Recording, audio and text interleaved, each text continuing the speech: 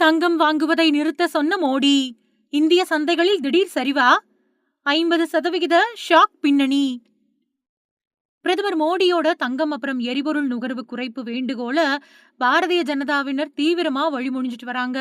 இதோட எதிரொலியா பெங்களூர்ல தங்கம் வெள்ளி விற்பனை பாதியா குறைஞ்சிருக்கிறதாவும், பொது போக்குவரத்து பயன்பாட்டால பெட்ரோல் டீசல் பெருமளவுல மிச்சமாயிருக்கிறதாவும் தகவல்கள் வெளியாயிருக்கு.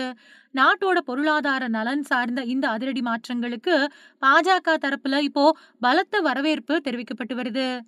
நாட்டோட பொருளாதார நலனை கருத்துல கொண்டு பொதுமக்கள் தங்கம் வாங்குறத கொஞ்சம் குறைச்சுக்க வேணும் அப்படின்னு பிரதமர் மோடி சமீபத்துல ஒரு முக்கியமான வேண்டுகோளை விடுத்திருந்தாரு. பொதுமக்கள் அவங்களோட அவசியமில்லாத கூடுதல் தங்க நுகர்வை குறைச்சுக்கிட்டா அது நாட்டோட பொருளாதாரத்தை நிலையா வச்சிருக்க உதவும் அப்படின்னு அவர் சொல்லியிருக்காரு. உலக அளவுல நிலவி வரக்கூடிய பதற்றமான சூழ்நிலையை காரணம் காட்டி திருமண விசேஷங்களுக்கு இன்னும் ஒரு வருஷத்துக்கு தங்கம் வாங்குறத தற்காலிகமா மக்கள் தவிர்க்கணும் அப்படின்னு மோடி இப்படி சொல்லியிருக்காரு.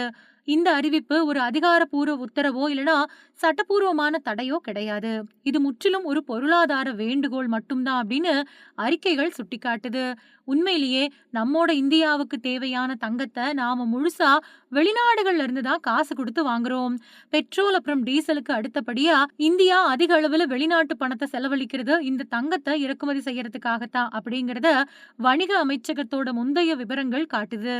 தங்கம் அப்படிங்கிறது ஒரு அத்தியாவசியமற்ற நுகர்வு பொருள் அப்படிங்கிற போதிலும் பொதுமக்களோட அதிகப்படியான தேவையால பெருமளவுல வெளிநாட்டு பணம் வெளியேறது நாட்டோட நடப்பு கணக்கு பற்றாக்குறையில அழுத்தத்தை ஏற்படுத்துது.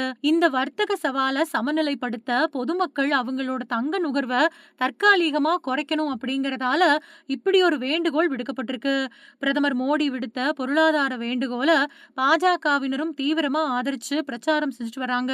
இந்த நிலையில அது தொடர்பா சில முக்கிய தகவல்கள் வெளியாயிருக்கு. அதுபடி பெங்களூர்ல தங்கம் அப்புறம் வெள்ளி நகைகளை வாங்கக்கூடிய மோகம் மக்கள் மத்தியில சுமார் 50% வரைக்கும் குறைஞ்சிட்டதா சொல்லப்படுது. அதே மாதிரி பொதுமக்கள் அவங்களோட சொந்த வாகனங்களை பயன்படுத்துறதையும் குறைச்சிக்கிட்டாங்களாம். அதுக்கு பதிலா பஸ், ரயில் மாதிரியான பொது போக்குவரத்தை அதிகமா பயன்படுத்த தொடங்கி இருக்கிறதாவும் தகவல்கள் தெரிவிக்குது. இதன் காரணமா ஒவ்வொரு பெட்ரோல் பங்க்லயும் நாளொன்னுக்கு சராசரியா 150 இருந்து 250 லிட்டர் வரைக்கும் பெட்ரோல் அப்புறம் டீசல் மிச்சமாகிறதா சொல்லப்படக்கூடிய இந்த தகவல்களுக்கு பாஜக தரப்புல இப்போ பலத்த வரவேற்பு தெரிவிக்கப்படுது.